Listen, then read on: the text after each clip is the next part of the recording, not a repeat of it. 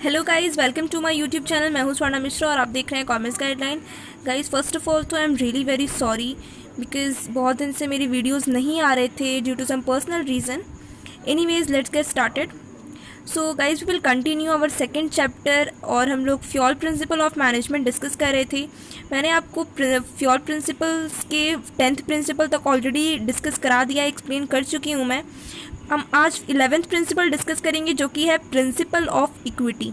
Guys, try and understand, okay. Equity का मतलब ये नहीं होता, does not mean equal salary to employees. इसका मतलब ये नहीं होता कि आप अपने एम्प्लॉयज़ को इक्वल सैलरी दे रहे हो या नहीं, ठीक है। इसका मतलब ये होता है कि kind, fair and just treatment to every employees. आप सारे एम्प्लॉयज़ के साथ एक जैसा व्यवहार कर रहे हो या नहीं, आप सारे एम्प्लॉयज़ के साथ काइंड, फेयर और जस्ट ट्रीटमेंट कर रहे हो या नहीं। यानी कि आप सारे एम्प्लॉयज़ के साथ काइंड, ऐसा नहीं करना कि आप किसी के साथ बहुत ज़्यादा आप काइंड हो जा रहे हो, किसी के साथ आप बहुत ज़्यादा फेयर हो जा रहे हो, किसी को आप बहुत अच्छा बिहेव कर रहे हो, किसी के साथ बहुत बुरा बिहेव कर रहे हो। आप ऐसा नहीं कर सकते, ठीक है। अगर आप किसी ऑर्गेनाइजेशन में हैं, आप मैनेजर हैं या फिर आप किसी भी पोस्ट में हैं, तो आपको अपने सारे एम्प्लॉयज़ के साथ में काइंड, फेयर और जस्ट ट्रीटमेंट करना पड़ेगा। आपको सारे एम्प्लॉयज़ के साथ में फेयर रहना पड़ेगा, ठीक है। यहाँ पर्सनैलिटी नहीं चलेगी। सम सेम डिसिप्लिनरी रूल्स, ठीक है गाइस, ये सेम है, ओके।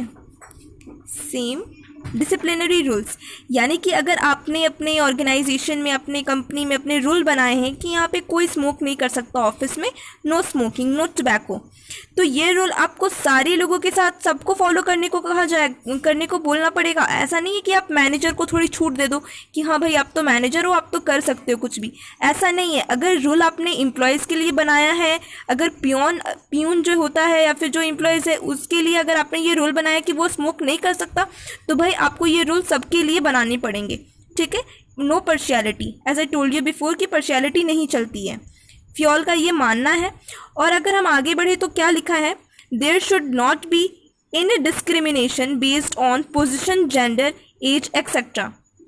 गाइज, अब बात होती है कि अगर आपने अपने ऑर्गेनाइजेशन में रूल बनाया है कि आप साल में सिर्फ 10 बार ही छुट्टी दोगे, ठीक है, आपके जो एम्प्लॉयज़ है वो 10 बार ही पूरे साल में छुट्टी ले सकते हैं, तो आप किसी भी एम्प्लॉयज़ के साथ ऐसा नहीं कर सकते कि भाई अगर वो आपके कास्ट का है तो भाई तू तो मेरे कास्ट का है, चल मैं तुझे एक छुट्टी एक्स्ट्रा दे देता हूँ, ऐसा नहीं चलेगा।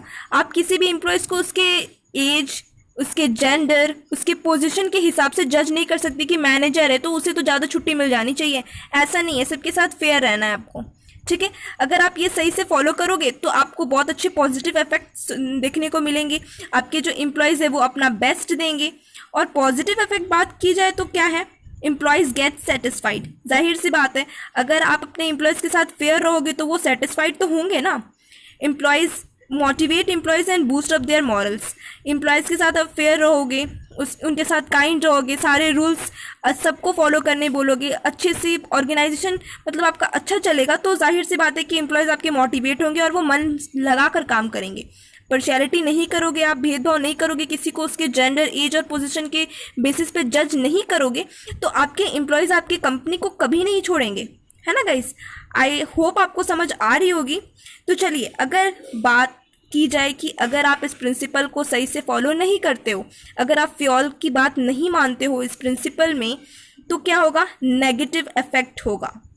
और नेगेटिव इफेक्ट क्या होगा, एम्प्लॉयज़ गेट डिससेटिस्फाइड। एम्प्लॉयज़ आपके सेटिस्फाइड नहीं होंगे, वो संतुष्ट नहीं होंगी। भाई हम लोग कितना भी काम कर ले, कितना भी कुछ कर लें, यहाँ पे हमें क्या बोलते हैं, यहाँ पे तो हमारे साथ भेदभाव होता है, उस एम्प्लॉयज़ को ही हमेशा फेवर मिलती है, उसके साथ ही हमेशा अच्छा होता है, ऐसा नहीं होना चाहिए।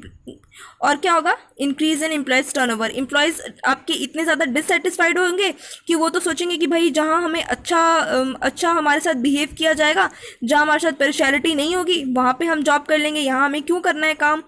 Unhealthy relation between superior and subordinate. Guys, ये बहुत ज़्यादा समझने की बात है कि अगर ऐसा होता है, अगर आप सही से अपने एम्प्लॉयज़ के साथ नहीं रहते हो, उनके साथ फेयर नहीं रहते हो, सेम डिसिप्लिन रूल्स नहीं रखते हो, काइंड नहीं रहते हो, जस्ट ट्रीटमेंट नहीं करते, तो क्या होगा, हमेशा सुपीरियर और सबॉर्डिनेट्स के बीच में एक तनाव रहेगा, उनके बीच जो रिलेशन है वो बहुत ही ज़्यादा बिगड़ता जाएगा और ख़राब हो जाएगा।